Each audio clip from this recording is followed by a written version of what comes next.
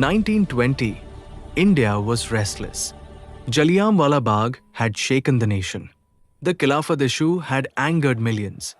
And people everywhere were asking just one question. Kab tak chup rahenge? That's when Mahatma Gandhi gave a revolutionary answer: non-cooperation, not violence, not war, but a simple, powerful idea. Stop supporting injustice. After World War I, Indians expected freedom.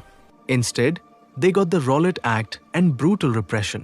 Trust in British justice collapsed. Gandhi believed, if a government is unjust, withdraw your support. Let it stand alone. Thus began India's first true mass movement, one that reached villages and cities, students and lawyers, peasants and traders alike. The call was clear: boycott government schools and colleges, leave government jobs, give up British titles, boycott foreign goods, promote Swadeshi, especially Khadi. Students walked out of classrooms. Lawyers returned their robes. Bonfires of foreign clothes lit up streets. Leaders like C.R. Das and Motilal Nehru gave up their practice.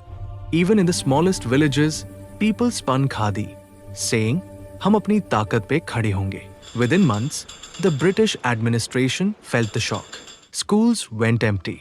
Courts lost lawyers. Imports of British cloth fell sharply. The Congress transformed into a true mass organization. For the first time, common Indians felt they were part of history. Freedom was no longer an elite dream, it became a people's mission. Then came 1922. In Chauri Chaura, an angry mob burned a police station, killing policemen. Gandhi was shattered. He believed India was not yet ready for non-violence. In a move that shocked the nation, he withdrew the movement. Many felt disappointed. But Gandhi stood firm. He said, "Freedom without discipline is meaningless." The non-cooperation movement did not bring immediate independence, but it changed India forever.